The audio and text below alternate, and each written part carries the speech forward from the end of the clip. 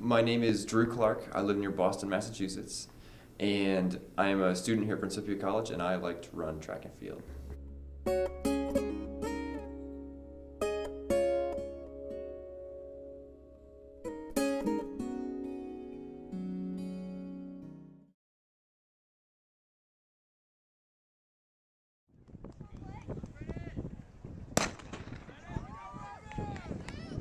Here you go, Drew.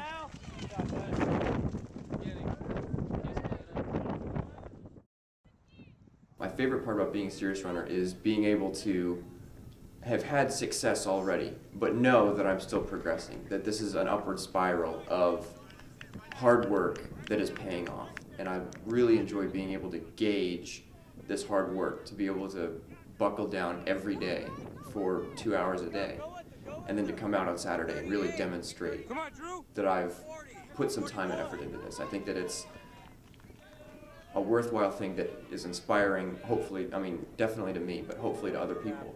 And it's just, it's a wonderful feeling to have that success and to have, you know, all of that payoff in the end, to really be successful at what you've put into your time. My very first season of running was when I was a 7th grader. I ran cross country, but when I was really into the sport of running, my first season was cross country my sophomore year of high school. And I remember being really, really nervous because I felt like I had something to prove, and like I was there to like really show myself. And as a matter of fact, it turned out that like it was just so much fun being with all my friends and with the coaches and the parents there. It just ended up being a really fun experience. And so the reason I came back was because I had had so much fun that cross country season. When Drew first came in, it was interesting. He had an immediate impact in that one of his goals, and a suggested team goal, was a word I'd never had a team member use, and that was professionalism. And I think it took people a little bit aback at first, because, you know, clearly we're not professional athletes. But the idea of professionalism, all of those things, I think had an immediate impact on team culture. Preparations for a race will start on Monday. I mean, that really is where a Saturday event is founded, is in the week leading up to it.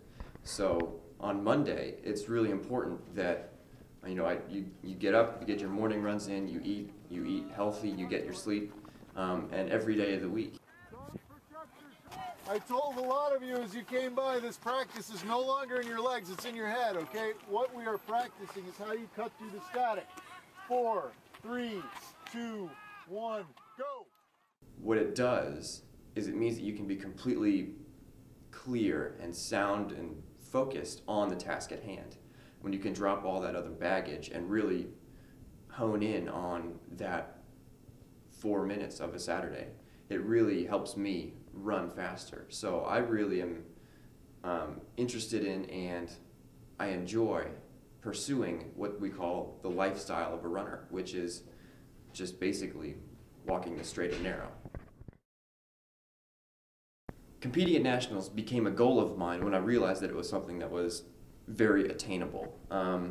When I first qualified for nationals by the B cut, meaning not necessarily the automatic standard, but by the B cut, I realized that this is something that I could do and I could be successful at it. While, you know, cross country was a little bit of a disappointment, I was really looking forward to track indoors and outdoors to really establish myself as a runner. And when you make goals like this, it's not necessarily roses all the time. I mean, sometimes you come up a little bit short, and I found myself coming up short. Springtime, I was ranked 16th, and they took 14, I believe. So I missed it by just a few hundredths of a second, and that was pretty disappointing because I thought that I was going to have a shot to really compete at this. Like all downs and bumps in the road, it it really fuels me and inspires me to come back and work harder.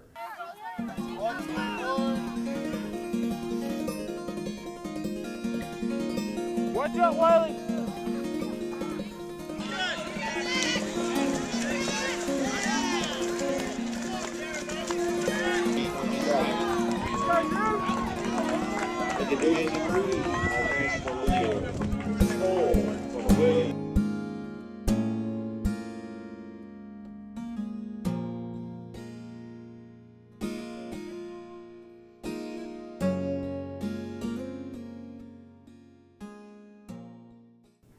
With the 800 that I ran at Illinois College a couple of weeks ago, the goal wasn't at all to qualify for nationals. It was just to run fast. I was seeded at a time that we thought was pretty conservative, that was basically what I was capable of. And the goal was to go out hard from the gate, from as soon as the gun shot, to go out, run hard, run my race, and to kind of see what I was capable of. And in fact, it just ended up being I don't want to say lucky, but it ended up being just a very good race because of the fact that I was able to just kind of run free and run how I felt and what I knew I could do. And so coming through completely evenly for all 4 laps felt pretty good. I mean, it was definitely hard, but it felt like it should have been. And so it was actually a bit of a surprise to qualify for nationals with that time and with that race. And so I'm very grateful that I've had this opportunity to come back and work hard again and really achieve my goal.